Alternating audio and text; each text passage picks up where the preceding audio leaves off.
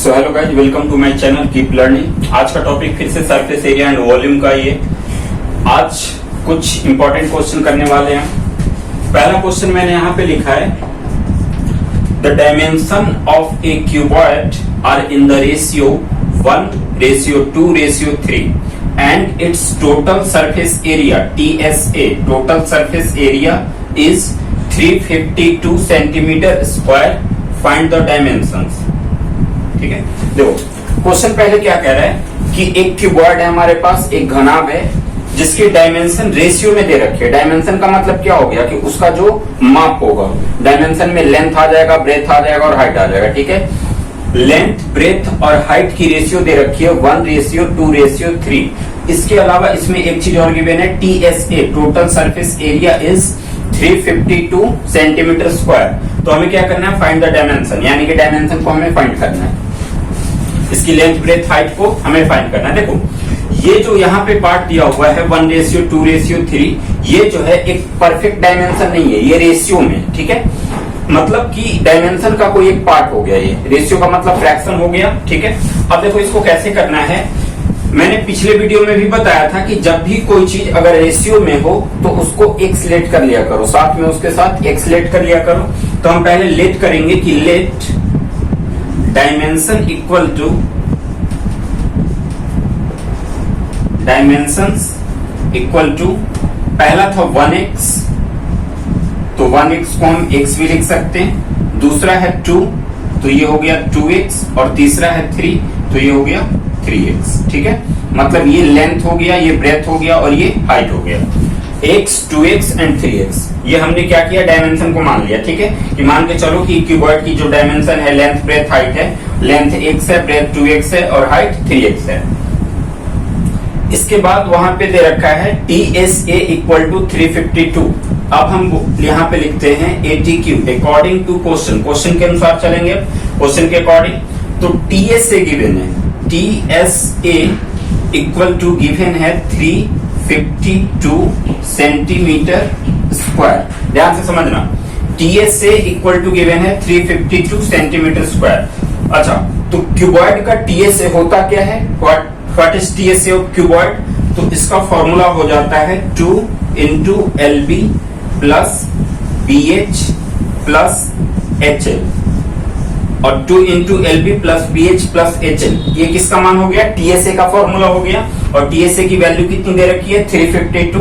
तो इस फॉर्मूले के इक्वल में हम लिख देंगे 352। ठीक है, अब देखो लेंथ, ब्रेथ और हाइट यहां से हमने लेट कर रखा है, लेंथ, ब्रेथ और हाइट। तो जैसे जैसे हमसे वैल्यू पूछा जाएगा वैसे वैसे इसकी वैल्यू हम पुट कर देंगे वहां से। तो 2 into लेंथ के जगह पे लिखेंगे x और ब्रेथ के जगह पे हो जाएगा 2x, फिर प्लस BH यानी कि ब्रेथ इंटू हाइट, ब्रेथ की वैल्यू है 2x और इंटू हाइट की वैल्यू है 3x, फिर plus HL height into length, height की वैल्यू दे रखी है 3x और L की वैल्यू हो गई x, यहां पे बीच में मल्टीप्लाई इक्वल टू 352। अब इसको सोल्व करना है, ब्रैकेट जो दे रखा है उसको सोल्व करो।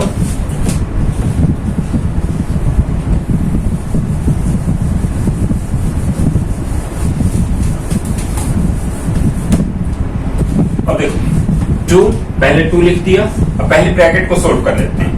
x इंटू 2x, x को 2x से मल्टीप्लाई करेंगे तो क्या हो जाएगा 2x। देखो x के पहले कोई संख्या नहीं, मतलब 1 हुआ, तो 2 को 1 से मल्टीप्लाई किया 2 हो गया, और x को x से मल्टीप्लाई किया x स्क्वायर हो गया, तो ये हो गया 2x स्क्वायर। फिर प्लस 2x को 3x से मल्टीप्लाई करना है, तो 2 इंटू 3 6 और x इंटू x स्क्वायर, तो ये हो गया 3 2 जा 6, x इंटू x स्क्वायर यानी कि 6x स्क्वायर। फिर आगे अगर ध्यान दें तो 3x को x से मल्टीप्लाई करेंगे, x के पहले कोई नंबर नहीं, मतलब 1, 3 को 1 से मल्टीप्लाई किया 3, और फिर x को x से मल्टीप्लाई किया x स्क्वायर इक्वल टू 352। अभी भी ब्रैकेट सोल्व करना है हमें। अब ब्रैकेट के अंदर जो भी संख्या है वो प्लस में है, पॉजिटिव में है, तो हमें क्या करना है, इनको प्लस कर देना है। 6 और 3 को प्लस करेंगे 9 और 9 में 2 प्लस करेंगे 11, यानी कि ये हो जाएगा 2 इंटू 11x स्क्वायर, ठीक है, इक्वल टू कितना 352।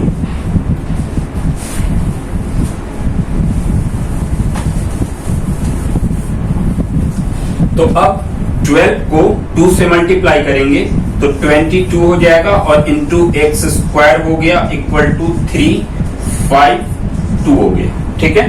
अब हमें x की वैल्यू चाहिए तो पहले 22 को यहां से हटाओ, 22 यहां पे मल्टीप्लाई में है तो इधर आके किस में हो जाएगा, डिवाइड में, यानी कि एक्स स्क्वायर इक्वल टू हो गया 352 अपॉन में 22।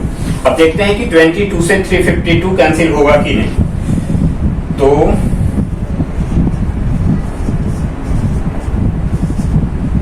हाँ, कैंसिल हो जाएगा, ये हो जाएगा कैंसिल 16 बार में,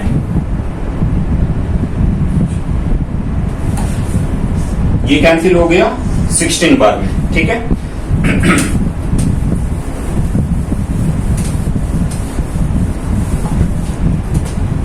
22 इधर मल्टीप्लाई में था, इधर आके डिवाइड में गया, 22 से 352 16 बार में कैंसिल हो गया, मतलब अब एक्स स्क्वायर की वैल्यू कितनी हो गई, एक्स स्क्वायर इक्वल टू 16 हो गई। अब यहाँ से हमें एक्स की वैल्यू चाहिए, क्योंकि हमने क्वेश्चन में डायमेंशन जब लेट किया था तो एक्स लेट किया था, ठीक है।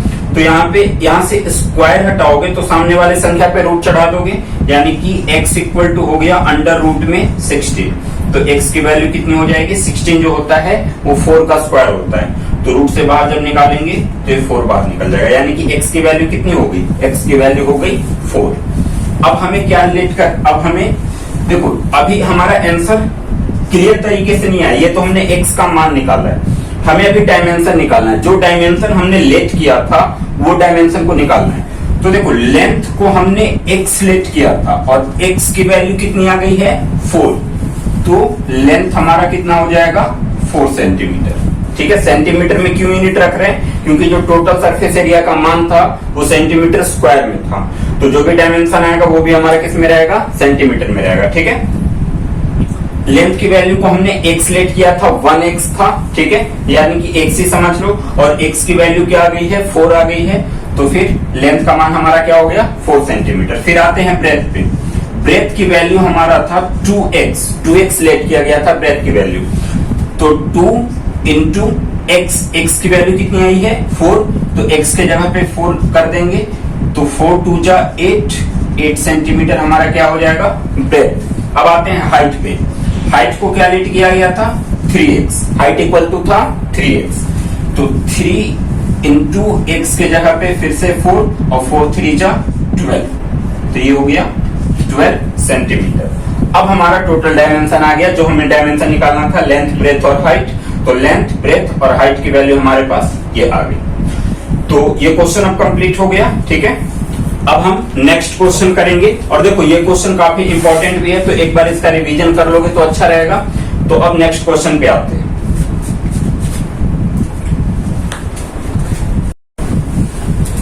क्वेश्चन नंबर 2 है हमारा, ठीक है। ये एनसीईआरटी सीरीज से, ये एनसीईआरटी 13.2 का question number first, 13.2 question number first. The curved surface area of A right circular cylinder, the curved surface area of a right circular cylinder of height 14 centimeter is 88 centimeter square। पहले यहां तक समझ लो क्या कह रहा है। एक हमारे पास राइट सर्कुलर सिलेंडर है, ठीक है, राइट सर्कुलर सिलेंडर,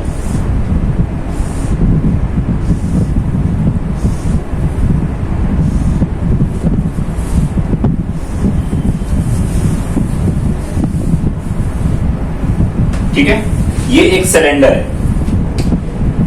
ये हमारा रेडियस हो गया और ये हाइट हो गया, ठीक है। वैसे ही एक रेडियस ऊपर भी होगा। अब देखो, the curved surface area of A right circular cylinder of height 14 centimetre, इसकी जो हाइट दे रखी है वो दे रखी है 14 सेंटीमीटर, इज 88 सेंटीमीटर स्क्वायर, मतलब कि एक हमारे पास राइट सर्कुलर सिलेंडर है जिसकी हाइट दे रखी है 14 सेंटीमीटर, और उसका जो कर्व्ड सरफेस एरिया है, ये बोल रहा है ना, the curved surface area of a right circular cylinder जिसकी हाइट 14 सेंटीमीटर है, इज 88 सेंटीमीटर स्क्वायर। तो ये जो 88 सेंटीमीटर स्क्वायर हुआ, ये क्या हो गया कर्व सरफेस एरिया हो गया, यानी कि CSA की वैल्यू दे रखी है 88 सेंटीमीटर स्क्वायर, साथ में हाइट गिवन है, ठीक है। तो हमें निकालना क्या है कि find the diameter of the base of the cylinder. तो इस सिलेंडर के बेस का, सिलेंडर का जो बेस है, बेस मतलब आधार, जो नीचे वाला पार्ट होता है, ठीक है। अब इस बेस में, बेस का जो टाइप्स है वो क्या है, इसका जो बेस बना रहे हैं वो सर्कुलर पार्ट बना रहे हैं। यहाँ पे देखो, जो बेस है वो सर्कल बना रहे हैं। Find the diameter of the base of the cylinder. इसके बेस, सिलेंडर के बेस का डायमीटर फाइंड करना है, और इसका जो बेस है वो सर्कुलर है। पहले तो इसकी रेडियस फाइंड होगी, मैंने कल बता दिया था, उस दिन बता दिया था क्वेश्चन में ही कि रेडियस जो होता है वो डायमीटर का हाफ होता है, और डायमीटर जो होता है वो रेडियस का दुगना होता है, ठीक है। तो सबसे पहले हमें क्या, रेडियस को फाइंड करना होगा, और जब रेडियस फाइंड हो जाएगा तो उसको 2 से मल्टीप्लाई कर देंगे तो डायमीटर फाइंड हो जाएगा। तो सबसे पहले हम रेडियस फाइंड करते हैं कि रेडियस कैसे निकलेगा। देखो, किसी भी क्वेश्चन, ये जो भी वर्ड प्रॉब्लम क्वेश्चन होते हैं उसमें पहले आप ये पता कर लो कि निकालना क्या है क्वेश्चन में, क्योंकि जब ये पता चल जाएगा कि निकालना क्या है तो फिर आपको एक फॉर्मूला मिल जाएगा, और उस फॉर्मूले के अकॉर्डिंग हम उसके वैल्यू को पुट करके जो निकालना है वो निकाल सकते हैं। तो इसमें क्या निकालना है, find the diameter of the base of the cylinder. इस सिलेंडर के बेस का डायमीटर निकालना है, और डायमीटर निकालने से पहले हमें रेडियस निकालना होगा। रेडियस आ जाएगा, और रेडियस को दुगना कर देंगे तो वो डायमीटर आ जाएगा। अब रेडियस निकालने का तरीका क्या है मेरे पास। अच्छा, रेडियस निकालने के लिए क्वेश्चन में गिवन क्या क्या है। तो क्वेश्चन में गिवन ये है कि एक राइट सर्कुलर सिलेंडर है जिसका curve surface area 88 centimetre square दे रखा है, और उसकी हाइट जो है वो 14 सेंटीमीटर है। तो सबसे पहले हम क्वेश्चन पे आते हैं। इसमें गिवन क्या है, CSA का मान गिवन है 88 सेंटीमीटर स्क्वायर। देखो, CSA इक्वल टू क्या गिवन है, 88 सेंटीमीटर स्क्वायर। अब पहले ये पता करो कि CSA ऑफ सिलेंडर होता क्या है, मतलब कि सिलेंडर का कर्व सरफेस एरिया का फॉर्मूला क्या होता है। तो सिलेंडर का कर्व सरफेस एरिया का फॉर्मूला होता है 2 पाई आर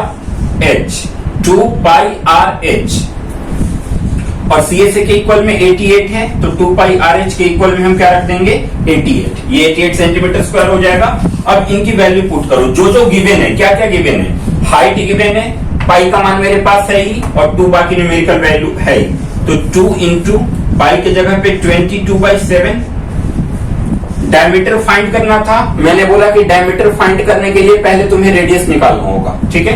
तो यहाँ पे रेडियस, ये r क्या शो कर रहा है, r रेडियस को शो कर रहा है। तो r की तो वैल्यू है नहीं, r की तो वैल्यू हमें निकालनी है, तो इसलिए r को हम r ऐसे ही रखेंगे, ठीक। और इंटू h का मान क्या गिवन है, of height 14 centimetre, h equal to दे रखा है 14 सेंटीमीटर, तो ये 14 हो गया, और इसके इक्वल में रख देंगे हम 88। यहां तक क्लियर है।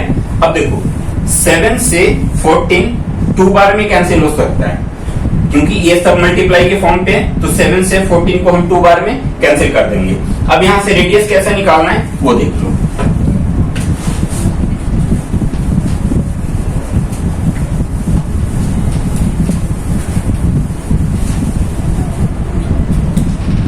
अब बचा क्या, तो 2 into 22 into r into 2 equal to 88, यही बचा हुआ है। 7 तो कैंसिल हो गया था। अब हमें वैल्यू किसकी चाहिए, r की, रेडियस की। अच्छा, रेडियस के साथ जो भी न्यूमेरिकल वैल्यू दिख रही है वो किसमें, कौन से साइन के रिलेशन में जा रहा है, मल्टीप्लाई के रिलेशन में। तीनों देखो, 2 इंटू 22 इंटू r इंटू 2, यानी कि r के साथ 2, 22 और 2 तीनों क्या है, मल्टीप्लाई के फॉर्म पे है। और जब मल्टीप्लाई वाली संख्या की जब हम साइड चेंज करते हैं तो किस में चला जाता है, डिवाइड में चला जाता है, ठीक है। तो देखो, r इक्वल टू 88, और इसके साथ r के साथ जो भी मल्टीप्लाई के फॉर्म पे था, अब वो नीचे आके डिवाइड का फॉर्म बना दिया, क्योंकि ये जो अपॉन होता है ये किसको, डिवाइड को ही शो करता है, ठीक है। अब देखो नीचे r इक्वल टू क्या हो गया, 88 अपॉन 2 इंटू 22 इंटू 2। तो पहले अगर 2 से 88 को कैंसिल करें तो 44 बार में कैंसिल हो जाएगा, फिर 2 से 44 को कैंसिल करें तो 22 बार में कैंसिल हो जाएगा, और फिर 22 से 22 1 बार में कैंसिल हो जाएगा, ठीक है।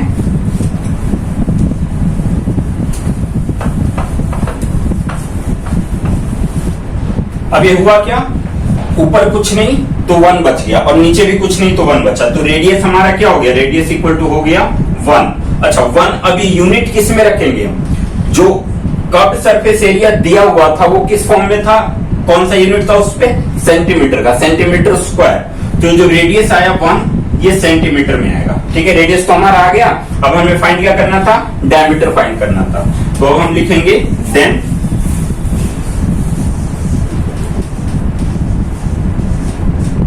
Diameter equal to 2 into 1। Diameter equal to क्या होता है, d इक्वल टू होता है 2 इंटू रेडियस। जो डायमीटर होता है वो रेडियस का दुगना होता है। ठीक है, तो जब भी डायमीटर फाइंड करना हो तो रेडियस को 2 से मल्टीप्लाई कर दो, तुम्हारा डायमीटर फाइंड हो जाए। तो 2 इंटू 1 इक्वल टू 2 सेंटीमीटर। ये हो गया आंसर। बहुत इजी सवाल था, बस क्वेश्चन को ध्यान से समझ लो। कोई भी क्वेश्चन रहे, देखो क्वेश्चन में सबसे पहले ये देखो कि तुम्हें निकालना क्या है। जब ये पता चल जाएगा कि हाँ ये चीज फाइंड करनी है, तो अब उस चीज को फाइंड करने के लिए रास्ता खोजो कि इस चीज को निकालने के लिए मेरे पास और क्या क्या रास्ता दिया हुआ है। तो जो भी क्वेश्चन में गिवन होगा उसी से हमें वो फाइंड जो निकालना है वो निकलेगा। ठीक है, मतलब कि रास्ता हमें क्वेश्चन के अंदर ही मिलेगा। तो इसके लिए करना क्या होगा, सबसे पहले क्वेश्चन को ध्यान से पढ़ना। पढ़ने के बाद जब तक क्वेश्चन समझ नहीं पाओगे तब तक तुम्हें सॉल्यूशन नहीं मिलेगा। तो अगर सबसे पहले ध्यान रहे ये कि क्वेश्चन को समझना बहुत जरूरी है।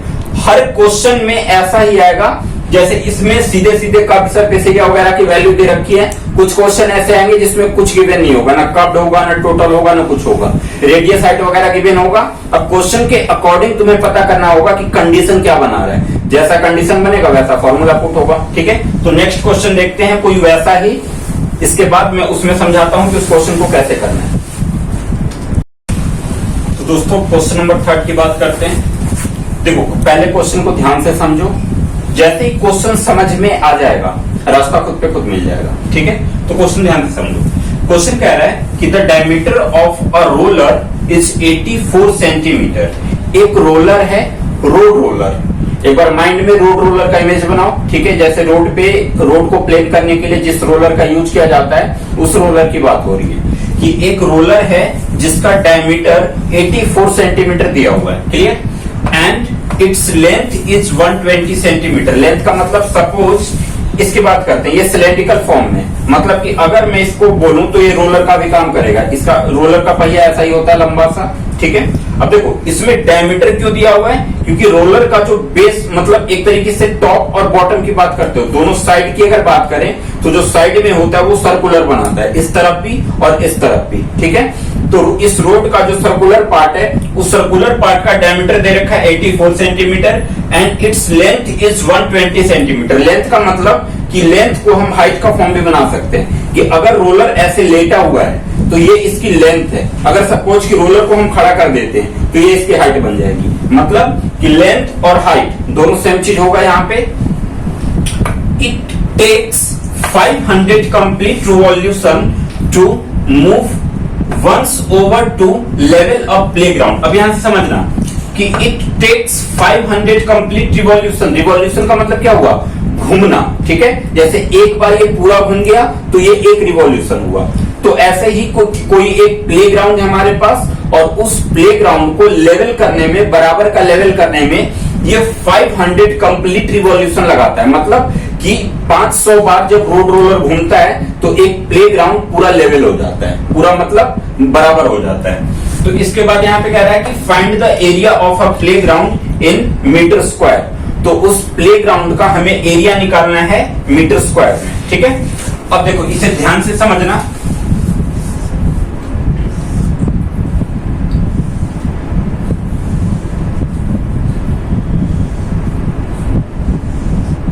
सपोज करो ये रोलर है, ये रोड रोलर है। ठीक है, इसका जो साइड की बात करें, चूंकि ये लेटा हुआ है तो हम साइड में ही ये दोनों ले सकते हैं। एक इधर सर्कल बन रहा है और एक इधर सर्कल बन रहा है। सर्कल में रेडियस होता है और इसकी जो रेडियस गिवन है वो 84 सेंटीमीटर गिवन है। ठीक है, रेडियस क्या गिवन है, 84 सेंटीमीटर। ठीक, और इसकी हाइट, लेंथ जो दिया हुआ था, लेंथ को मैंने बताया हाइट भी कह सकते हो, तो लेंथ इक्वल टू दिया हुआ है 120 सेंटीमीटर, ठीक। It takes 500 complete revolution to make once over to level a playground. Find the area of the playground in meter square. अब क्वेश्चन को ध्यान से समझो। देखो ये रोड रोलर का फॉर्म ले लो, ठीक है। सपोज करो कि इस मार्कर को मैंने ऐसे रख दिया, ठीक। एक बार इसको जब मैं मूव किया पूरा एक बार, तो एक बार मूव करने में क्या हुआ, कुछ एरिया कवर किया। जैसे मैंने यहां पे रखा मार्कर को, ठीक है। अब इसे पूरा एक बार मूव करता हूं। देखो यहां से मैंने एक बार पूरा मूव किया, मतलब क्या हुआ कि उसने यहां से यहां तक का एरिया लिया। एक बार मूव होने में इसने इतना एरिया कवर किया। तो वैसे ही जब ये रोड रोलर 500 बार मूव होगा तो कितना एरिया कवर करेगा, वो चीज हमें फाइंड करना है, ठीक है। अब आते हैं कि यहाँ पे फॉर्मूला क्या यूज करेंगे। देखो अगर क्वेश्चन ध्यान से समझोगे तो फॉर्मूला भी मिल जाएगा। अब सोचना कि रोड रोलर अगर जमीन पे घूमेगा, ठीक है, इसका जो पहिया है वो जमीन पे जब चलेगा तो इसका सिर्फ एक कर्व्ड यूज होगा ना। जैसे मान के चलो कि मैं इसको ऐसे घुमा रहा हूं तो सिर्फ यही हिस्सा जमीन को टच कर रहा है ना, यहां से यहां तक जो लंबाई दिख रहा है मुझे, ये हिस्सा और ये हिस्सा, मतलब इधर का और इधर का, इन दोनों का तो कोई काम नहीं है। रोलर जब घूमेगा तो इधर जो सर्कुलर पार्ट है और इधर जो सर्कुलर पार्ट है ये तो जमीन के ऊपर रहेगा, ऐसे घूम रहा है, मतलब कि जो जमीन को टच कर रहा है वो ये वाला हिस्सा टच कर रहा है, ये बीच वाला हिस्सा, ठीक है। मतलब कि इसमें ना तो हमें इस टॉप का काम है ना ही बॉटम का काम है। अगर इसकी बात करें तो ये दोनों जो सर्कुलर पार्ट है, ये रोलर जब घूमेगा तो उस टाइम इस सर्कुलर पार्ट का कोई काम नहीं है, ये डायमीटर का कोई काम नहीं है, ठीक है। डायमीटर का काम फॉर्मूले में होगा। मतलब कि जब ये रोड पे चल रहा है तो बस ये पार्ट जो है वो जमीन को टच कर रहा है, ये बीच वाला पार्ट, सिर्फ ये पार्ट जमीन को टच हो रहा है। तो जब बीच के पार्ट में काम होता है, मतलब कि जब ऊपर का या नीचे का, टॉप और बॉटम हिस्से का कोई यूज नहीं होता, सिर्फ बीच बीच की बात होती है, तो कौन सा फॉर्मूला यूज किया जाता है, curved surface area, CSA of cylinder. चूंकि ये जो रोलर है वो सिलेंड्रिकल फॉर्म पे है, ठीक है। तो अब आते हैं क्वेश्चन पे। देखो सबसे पहले यहाँ पे एक चीज लास्ट में स्टेटमेंट पढ़ लो कि find the area of a playground in metre square. Metre square यहाँ पे क्या कह रहा है, मीटर स्क्वायर, कि जो प्लेग्राउंड का एरिया निकलेगा वो मीटर स्क्वायर में निकलेगा। लेकिन जो मेरे पास डायमीटर और लेंथ गिवन है वो सेंटीमीटर में गिवन है, यहाँ भी सेंटीमीटर में गिवन है और यहाँ भी सेंटीमीटर में गिवन है। तो सबसे पहले मैं क्या करूंगा कि या तो इसको यही सेंटीमीटर में चेंज कर दूं या फिर इसको मीटर में चेंज कर दूं, या फिर इसको यहीं से सेंटीमीटर से ही कर्व्ड सरफेस एरिया निकाल के जो मेरा फाइनल आंसर आएगा उसको मीटर में चेंज कर दूं। जो अच्छा लगे वो कर सकते हो, ठीक है। तो मैं क्या करता हूं कि कैलकुलेशन को छोटा बनाने के लिए, नहीं एक काम करो, इसका जो एरिया है ये सेंटीमीटर में ही निकाल दो, ठीक है। अब हम यहाँ पे लिखेंगे, क्योंकि मुझे पता चल गया कि इसमें कौन सा फॉर्मूला का यूज होगा, तो सीधे सीधे मैं लिखूंगा CSA ऑफ रोलर।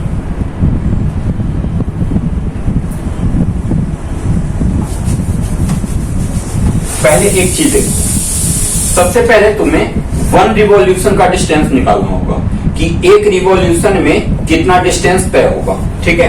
तो देखो जब किसी भी सर्कुलर, कोई भी सर्कुलर शेप हो या कोई भी सर्कुलर ऑब्जेक्ट हो, अगर एक रिवॉल्यूशन में उसकी डिस्टेंस निकालनी हो तो क्या करेंगे, हम सर्कमफ्रेंस का फॉर्मूला यूज कर देंगे। सर्कमफ्रेंस ऑफ सर्कल होता क्या है, 2πr equal to circumference of circle. अब सर्कमफ्रेंस क्या होता है वो समझ लो। सपोज करो कि एक सर्कुलर बाउंड्री है तुम्हारे पास, ठीक है, ये सर्कुलर प्लॉट है तुम्हारे पास, ठीक। अब उस प्लॉट के चारों तरफ तुम्हें क्या करना है कि एक तार से घेरा लगाना है, वायर से हमें क्या करना है, कांटेदार वायर से इसको चारों तरफ एक घेरा लगाना है, ठीक है। अब मुझे ये पता करना है कि ये टोटल कितने लंबाई की, टोटल कितने लेंथ की वायर का यूज होगा, जबकि इस सिलेंडर का जो रेडियस है वो 4 सेंटीमीटर है, ठीक है। अब ध्यान से समझना, सर्कमफ्रेंस हम कहां पे यूज करेंगे, जहां पे सिर्फ बाउंड्री की बात हो रही हो। जब इसमें मैं घेरा लगाऊंगा तो सर्कुलर प्लॉट के बाउंड्री पे घेरा लगाऊंगा, मतलब बाहर बाहर एरिया पे घेरा लगाऊंगा, ठीक है। जैसे मैंने पेरीमीटर और एरिया में अंतर, पेरीमीटर एरिया में क्या अंतर है, पेरीमीटर कैसे निकालते हैं, सम ऑफ ऑल साइड, यानी कि उनके बाउंड्री को जब मैं प्लस कर देता हूं तो पेरीमीटर निकल जाता है। एरिया कैसे निकलता है, एरिया अंदर का निकलता है, जो भी अंदर का फॉर्म हो उसका एरिया निकाला जाता है, ठीक है। तो देखो सरकमफ्रेंस मतलब कि बाहर पार्ट का काम है हमें। बाउंड्री पे जब हम काम कर रहे हैं, बाहर के पार्ट पे काम कर रहे हैं और उसकी हमें लंबाई निकालनी हो तो हम सरकमफ्रेंस का यूज करेंगे। ठीक है, तो देखो जैसे ये रोड रोलर हुआ, जब ये रोड रोलर हम चलाएंगे तो इसका क्या हो रहा है, बाहरी हिस्सा जमीन को टच कर रहा है। ठीक है, अंदर का हिस्सा नहीं, बाहरी हिस्सा जमीन को टच कर रहा है। तो सबसे पहले मैं एक रिवॉल्यूशन का वो निकालूंगा कि एक रिवॉल्यूशन में कितना डिस्टेंस वो तय करेगा। ठीक है,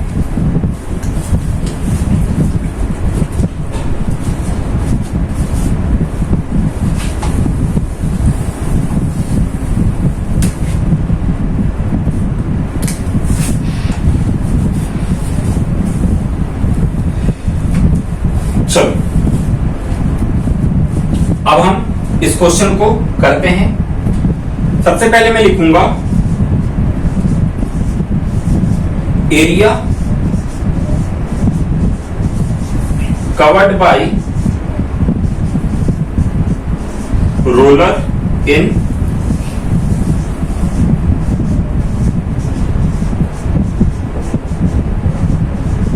वन रिवॉल्यूशन। ठीक है, एक रिवॉल्यूशन में वो कितना एरिया को कवर कर रहा है। तो जब रोलर को हम रोड पे चलाएंगे तो इसका बाहरी पार्ट ही जमीन को टच करेगा, इसका ये वाला हिस्सा और ये वाला हिस्सा, इन दोनों का मुझे कोई काम नहीं है। तो जब बीच के पार्ट की बात हो रही हो तो बीच के पार्ट के लिए कर्व सरफेस एरिया का यूज करते हैं। और curve surface area of cylinder, cylinder क्यों ले रहे हैं, क्योंकि रोलर जो है वो सिलेंड्रिकल फॉर्म में है। ठीक है, तो curve surface area of cylinder क्या हो जाता है, 2 पाई आर एच, 2 पाई आर एच, ये हो गया curve surface area of cylinder. ठीक है, अब देखो इसी पे हमें क्या करना है, फॉर्मूला पुट कर देना है। अब मैं क्वेश्चन मिटा रहा हूं।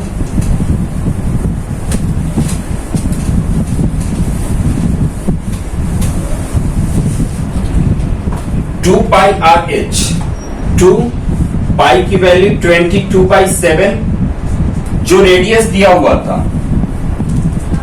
डायमीटर इक्वल टू दिया हुआ था 84 सेंटीमीटर। अब ध्यान से समझो, ये रेडियस नहीं, ये डायमीटर दिया हुआ है और यहाँ पे जो फॉर्मूले में यूज हो रहा है वो रेडियस यूज हो रहा है। तो सबसे पहले मुझे क्या करना होगा, रेडियस निकालना होगा। रेडियस कैसे निकालेंगे, तो रेडियस इक्वल टू होता है डायमीटर अपॉन में 2। जब डायमीटर को हम हाफ कर देते हैं तो वो रेडियस निकल जाता है। तो r इक्वल टू क्या होगा, डायमीटर इक्वल टू 84 दिया हुआ है, तो 84 को जब 2 से हम डिवाइड कर देंगे तो ये 42 बार में कैंसिल हो जाएगा। तो r इक्वल टू हो गया 42 सेंटीमीटर। तो रेडियस की जगह पे क्या रख देंगे, 42 सेंटीमीटर, 42 हो गया। और इसके बाद क्या है, h इक्वल टू क्या दिया हुआ था, 120 सेंटीमीटर। तो h की जगह पे रख देंगे 120 सेंटीमीटर अभी था। ठीक है, इतना हुआ। अब इसको वो सोल्व करते हैं, कैलकुलेशन करते हैं इसका। 7 6 जा 42, 7 से 42 6 बार में कैंसिल हो गया। अब 2 इंटू 20, 2 इंटू 6 इंटू 120, इसको हमें क्या करना है, मल्टीप्लाई करना है। 2 इंटू 20, 2 इंटू 6 इंटू 120। ठीक है, तो अब देखो 6 2 9 12,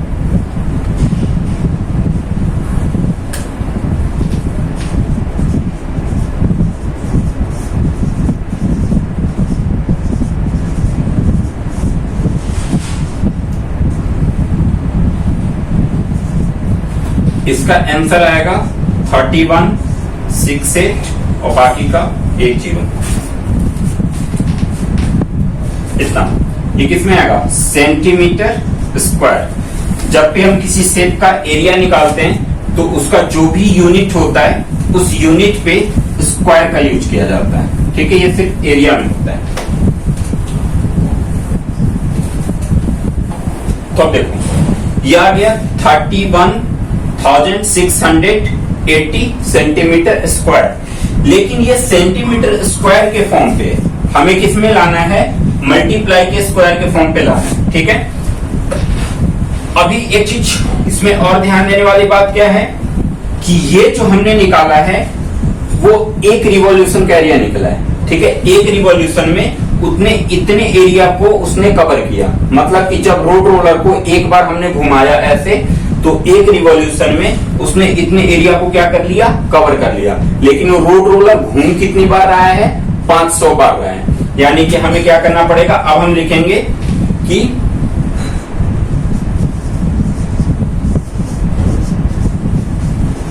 एरिया कवर्ड बाय रोलर इन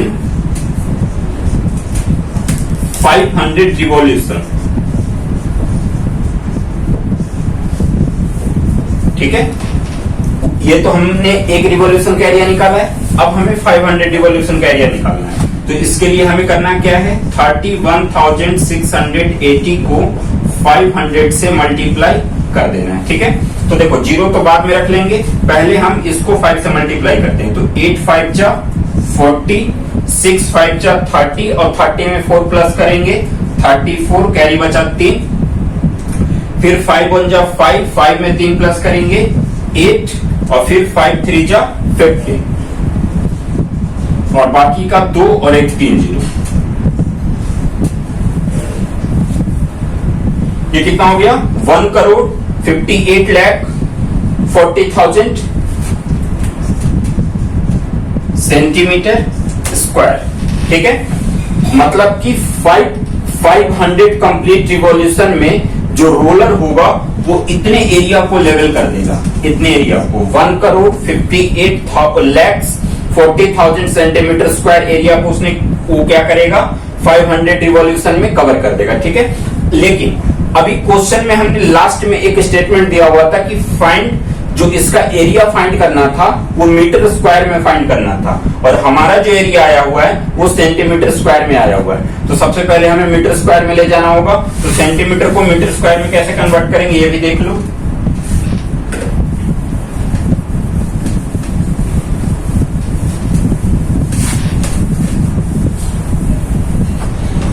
देखो सबसे पहले ये ध्यान दो कि 1 मीटर इक्वल टू होता है 100 सेंटीमीटर। तो 1 सेंटीमीटर इक्वल टू क्या हो जाएगा, 1 अपॉन में 100 मीटर। ठीक है, 100 इधर मतलब 100 इधर आके क्या हो जाएगा, डिवाइड हो जाएगा, यानी कि 1 सेंटीमीटर इक्वल टू होता है 1 अपॉन 100 मीटर। ठीक है, हमें सेंटीमीटर से मीटर में कन्वर्ट करना है। तो हम ये देख रहे हैं कि जब सेंटीमीटर से मीटर में कन्वर्ट करते हैं तो 100 से हम डिवाइड करते हैं। ध्यान रखना है कि 2 यूनिट है, मीटर और सेंटीमीटर। सेंटीमीटर छोटी यूनिट है, मीटर बड़ी यूनिट है। तो जब बड़े से छोटे में आओगे, बड़े से छोटे में आओगे तो मल्टीप्लाई करोगे, मल्टीप्लाइड बाई 100। बट अगर छोटे से बड़े में जाओगे यानी कि सेंटीमीटर से मीटर में जाओगे तो डिवाइड करोगे। ठीक है, तो ये तो पता चल गया हमें कि सेंटीमीटर से मीटर में कन्वर्ट करने के लिए 100 से क्या करना है, हमें डिवाइड करना है। ठीक है, लेकिन कंडीशन क्या है, कंडीशन एक चीज और हमें यहाँ पे ध्यान से देखना होता है, नहीं तो बहुत मिस्टेक होता है यहाँ पे। इस चीज को मैं समझा रहा हूँ, ध्यान से समझना कि 1 सेंटीमीटर इक्वल टू हुआ 1 अपॉन में 100 मीटर। 1 सेंटीमीटर इक्वल टू हो गया 1 अपॉन में 100 मीटर। लेकिन बात यहाँ पे सेंटीमीटर स्क्वायर की हो रही है। ये जो 1 अपॉन 100 मीटर है वो तो 1 सेंटीमीटर की बात कर रहे हैं कि 1 centimetre equal to 1 upon 100 metre हुआ, लेकिन 1 सेंटीमीटर स्क्वायर इक्वल टू कितना होगा। तो देखो सेंटीमीटर का स्क्वायर मतलब कि अब सेंटीमीटर कितने बार आ रहा है, 2 बार आ रहा है। मैं इसको अगर चाहूं तो 1 सेंटीमीटर इंटू 1 सेंटीमीटर भी तो लिख सकता हूं, और 1 सेंटीमीटर के लिए 1 अपॉन में 100 मीटर का यूज हो रहा है, तो फिर 1 सेंटीमीटर और है एक, तो इसके लिए भी 1 अपॉन 100 मीटर का यूज होगा। तो 1 सेंटीमीटर स्क्वायर इक्वल टू हो जाएगा 1 अपॉन में 2 जीरो और 2 4 जीरो, यानी कि 10,000 मीटर स्क्वायर। ये क्लियर हुआ कि 1 centimetre equal to 1 upon 100 metre. तो उसी तरीके से 1 centimetre square equal to 1 upon 1000 metre square, क्योंकि 1 सेंटीमीटर के लिए 1 अपॉन 100 यूज हुआ, यहाँ पे सेंटीमीटर स्क्वायर है मतलब कि 2 बार हमें लिखना पड़ेगा। तो दोनों बार के लिए एक एक बार 1 अपॉन 100 ले लेंगे, तो 100 इंटू 100 1000 हो जाए और 10,000 हो जाएगा। तो 1 centimetre square equal to 1 upon में 10,000 मीटर स्क्वायर हो गया। ये समझ में आ गया। तो अब हमें सेंटीमीटर से मीटर स्क्वायर पे ले जाने के लिए क्या करना होगा, ये 1,58,40,000 को 10,000 से हमें डिवाइड कर देना होगा, सेंटीमीटर मीटर में कन्वर्ट हो जाएगा। ठीक है,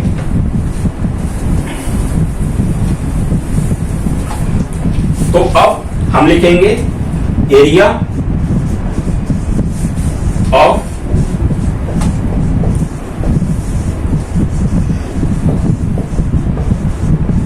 प्लेग्राउंड इन